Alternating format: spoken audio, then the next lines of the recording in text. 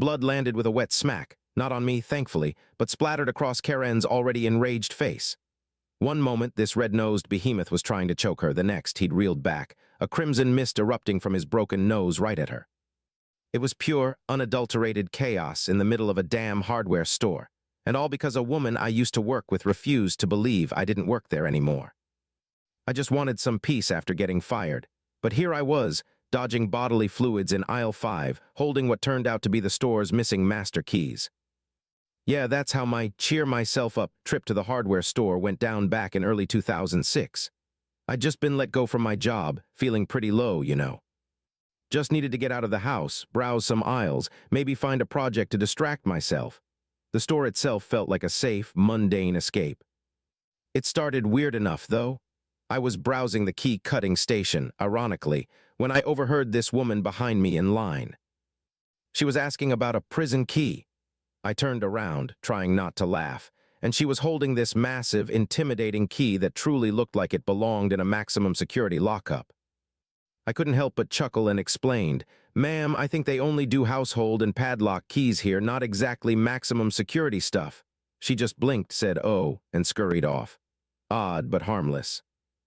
I moved on, picked up some wireless earphones, found some safety pin clips for my workbench, just trying to keep my mind busy. And then I caught a whiff of something familiar, something I really didn't want to smell again, stale beer and cheap perfume. I turned and my heart sank. Karen. She was an old coworker from this very store, and she looked rough. Her eyes were glazed, her hair a mess, and she was already swaying slightly. Before I could even think about ducking down an aisle, she was right in front of me, thrusting 3 rather serious-looking keys into my face. "Ethan, what are you doing? Make these now," she slurred, her voice a little too loud for a hardware store. I sighed, trying to keep my voice even. "Karen, hey, look, I don't work here anymore, remember, and even if I did, these look like security keys. You need permission, like from a manager or the owner, to get copies of these." Her eyes narrowed and a vein throbbed in her temple. "Don't you lie to me. I know you work here. You always were lazy, always trying to get out of things." I bit back a retort. "Karen, seriously, I got fired last month. See that kid over there with the ladder? He's actually an employee. Maybe ask him." I pointed to a young guy stocking shelves. She stumbled over, keys still clutched in her hand, and started yelling at him. The kid, probably 16, just looked terrified and shook his head emphatically. Karen's face went crimson, and she started screaming profanities at him. I actually felt a pang of sympathy for the poor kid. Figuring she was his problem now, I tried to make my escape, heading towards the screws and bolts section. I was maybe 10 feet away when a huge dude with a bright red nose and an equally red face waved me over. Before I could react, Karen popped around the corner of an end cap, her eyes blazing, and actually threw 4 more keys at me. They clattered off my chest and hit the floor. "You are going to make these keys right now, Ethan, or I swear to God," she shrieked, her voice cracking. The red-nosed guy lumbered towards me, blocking my path. "She said make the damn keys, buddy. Get to it," he growled, smelling heavily of booze himself. "I can't, I don't work here," I insisted, trying to sidestep them. That's when things went really sideways. The red-nosed dude took another step, tripped over a wing stack of sandpaper, and went down hard. A cascade of tools, including several hammers, clattered onto the floor around him. He let out a grunt of pain. "You idiot, look what you did!" Karen shrieked at him, completely oblivious to what had just happened, just angry he'd fallen. She tried to pull him up by his shirt, but he was a dead weight. He stumbled to his feet, swaying, a nasty gash bleeding freely from his eyebrow, and a stream of blood already dripping from his nose. He looked at Karen, his eyes glazed with pain and fury, then he suddenly reeled back and hurled the blood from his broken nose directly at her. That's when Karen let out a shriek, letting go of him. He tumbled backward again, landing with a sickening thud. For a second, everything went silent except for Karen's sputtering rage and the dude's groans. My mind was racing. Karen was screaming something about calling the cops on him. I looked at the keys still clutched in my hand, the ones Karen had thrown. They were heavy, metallic, and on the key ring of one, I saw a small tag. "Store manager emergency use only if found, call XXXXXXXXXX." That snapped me out of it. These weren't just random keys. These were important. I pulled out my cell phone, quickly dialed the number, and left a hurried, slightly breathless message explaining I'd found a set of store manager keys and where I was.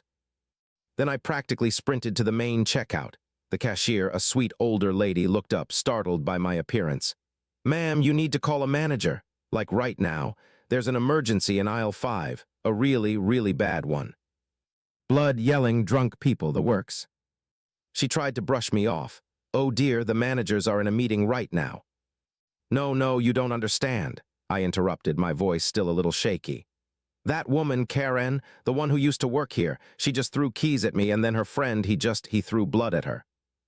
And I think I have the store's master keys." I gestured wildly with the key ring. Her eyes went wide, and the kid who'd been making keys earlier, who must have just started his shift, actually gasped. Suddenly, they were both taking me very seriously. The cashier immediately got on the phone, her voice hushed. As she was calling, I walked over to the self-checkout, trying to act normal while waiting for the manager to appear. My phone vibrated. It was a number I didn't recognize. "Ethan, this is James from security. We got your message." "Are you telling me you have the missing master keys?" "Missing," I mumbled, looking at the keys in my hand. "Yeah, I think so, and there's a reward, right?" He paused. "Yes, Mr. Ethan, a substantial one. You're a lifesaver. Stay exactly where you are. We're on our way." I hung up, looking back at the chaos I'd just left.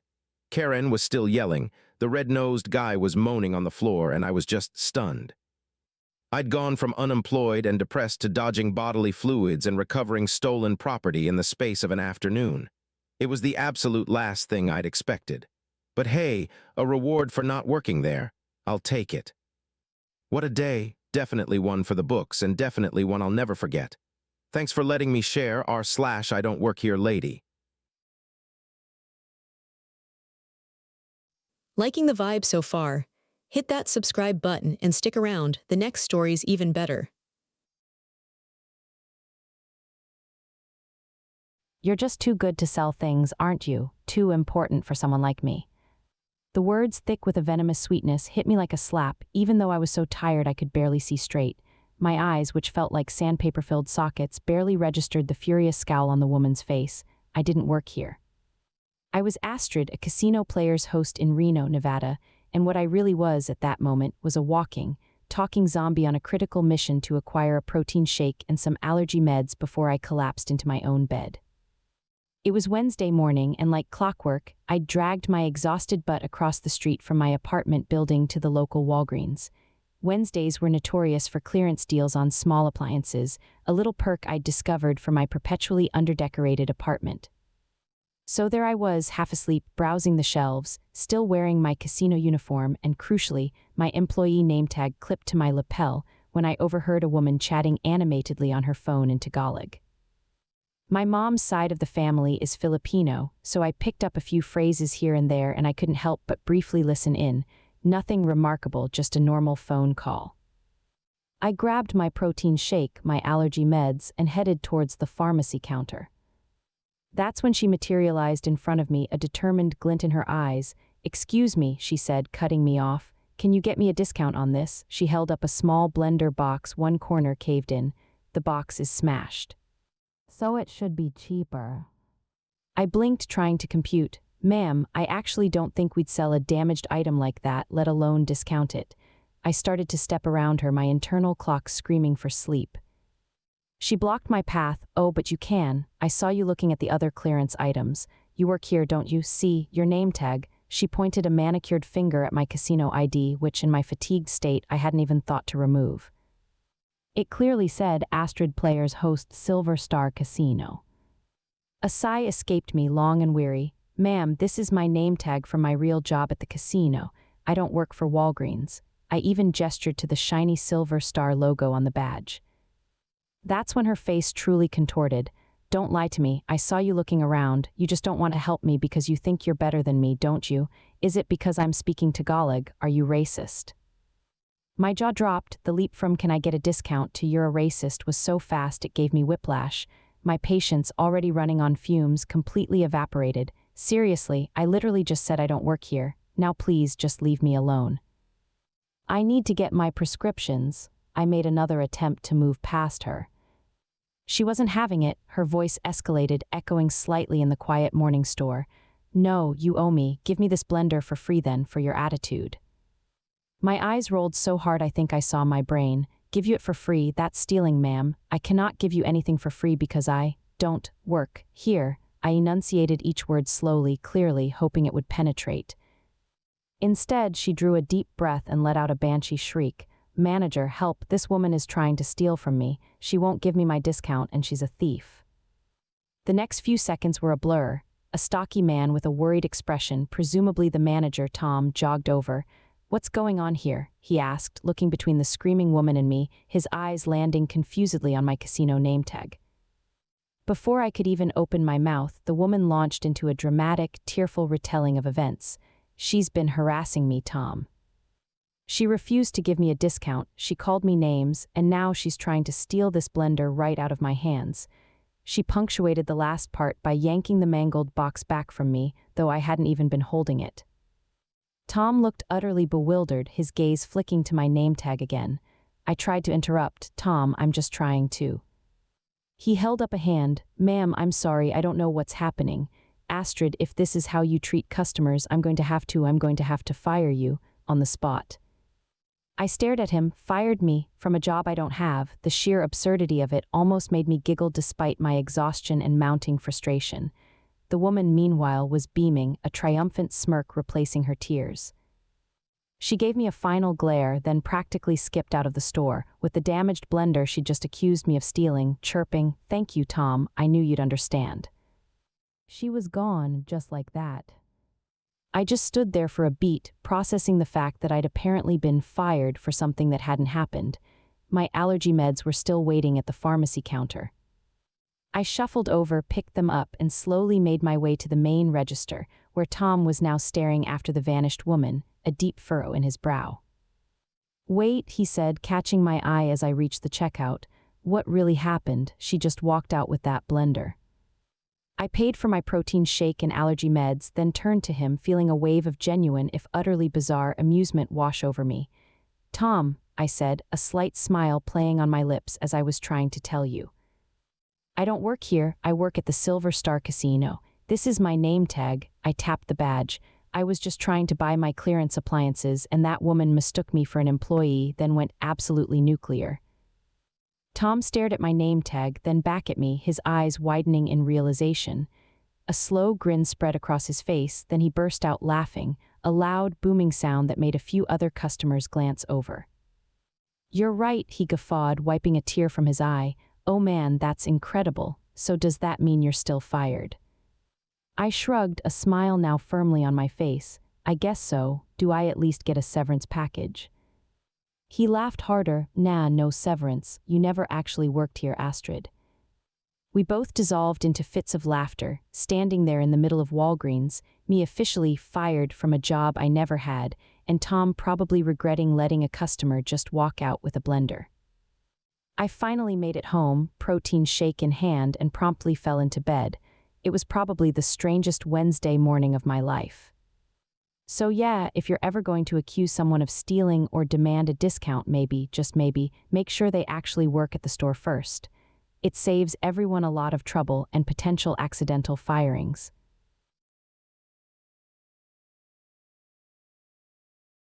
"Hey you, I need help." My hand was still on the cart handle, ready to bolt, when he finally exploded. The hardware store aisle went silent, or maybe that was just my ears ringing, because this guy, this absolute unit of a man, had been tailing me for 3 aisles now. And he was barking like I owed him a personal tour of the entire store. I just clocked out of my morning shift, still in my company's green polo, a company that, let me assure you, sells absolutely nothing that can be found in a hardware store. All I wanted was to grab some screws and get home. But no, destiny, or maybe just a seriously confused dude, had other plans. I'd accidentally clipped his cart back near plumbing, muttered an apology, and figured that was that. But then he started, a persistent shadow, always just a few paces behind me. I'd turn an aisle, he'd turn. I'd stop to look at something, he'd loom. It was beyond creepy, it was actively unsettling. I actually sped up, hoping he'd just get the hint or find an actual employee. He didn't. And that's when he shouted, "Hey you, I need help." I turned, trying for a polite, "I'm not the droid you're looking for" smile. "Oh, I'm sorry, I actually don't work here." He scoffed, "No, you need to help me. I saw you looking at those things." He gestured vaguely at a shelf of power tools. My smile faltered. "Sir, seriously, I don't. I'm actually really running late." That's when he pointed, his finger thick and accusing, jabbed right at my chest. "Can you read? Your shirt says Global Delivery Solutions. It doesn't say Megamart Hardware." He was practically yelling now, his face flushing. "You're clearly an employee. Don't you try to tell me you're not." Okay, the polite Aubrey was officially gone. I could feel my own face heating up, but mostly from sheer disbelief. "Yeah, exactly. My shirt doesn't say Megamart Hardware because I don't work here. I work for Global Delivery Solutions. You know, delivering packages. Not helping people find hammers." The last bit slipped out, fueled by my escalating frustration. Just then, a harried-looking manager, a young guy named Kevin, appeared around the corner, clearly drawn by the commotion. He took one look at my green polo, then at the red-faced man now huffing and puffing at me inside. "Sir, is there a problem?" "A problem?" the man, who I mentally christened Chad, roared. "This woman is refusing to help me. She's got an employee uniform on and she's just standing there being completely useless." He pointed at me again accusingly. Kevin stepped between us, his posture a subtle shield. "Ma'am, I am so sorry about this." Then turning to Chad with a forced calm, "Sir, she's correct. She doesn't work for us. What can I help you find?" Chad ignored him, still laser-focused on me. "She's supposed to help me. She knows where everything is." I had to bite back a laugh because at this point it was just absurd. "Look, buddy, what do you even need?" I blurted out, just wanting him gone. Chad blinked as if the question had never occurred to him. He sputtered for a moment, then, with all the dramatic flair he could muster, declared, "They're the hammers. What aisle are the hammers in?" Kevin just stared, his eyes widening. Then he visibly deflated. "Hammers right this way, sir." He practically grabbed Chad by the elbow, ushering him away, a frantic whisper of apologies to me trailing behind them. I watched Chad get marched off, still grumbling about unhelpful employees, and just shook my head, paid for my screws, and got the hell out of there. I honestly figured that was the end of it. Just another crazy day, another I don't work here story for the books. Then about a month later, I was behind the counter at my other actual job, making sandwiches. It's a small local shop, usually pretty chill. I was wiping down the counter when the bell above the door chimed and in walked Chad. My jaw almost hit the floor. He glanced around, looking at the menu, and then his eyes landed on me. He stopped dead. The slow burn of recognition spread across his face, turning him a delightful shade of beet red. A slow, wicked grin spread across my face. I leaned forward, resting my elbows on the counter, and gave him my sweetest, most customer service-wise smile. Well, if it isn't Mr. I need a hammer, still looking for tools, Chad. Because here, all we've got are sandwiches, though I suppose you could probably pound one down pretty quickly. His eyes went wide. He stammered, opened his mouth, closed it, then flushed an even deeper shade of crimson. He mumbled something unintelligible, turned on his heel, and practically sprinted out the door. My coworker just stared at me. "What the hell was that, Aubrey?" I just laughed, a genuine, chest-shaking laugh of pure, unadulterated victory. "Oh, just a little personal customer service, you know? Sometimes the universe just knows when you need a little karma sandwich served up fresh. And you know what? It was the best damn sandwich I didn't even make that day." If you liked this video, you'll want to check this one out next.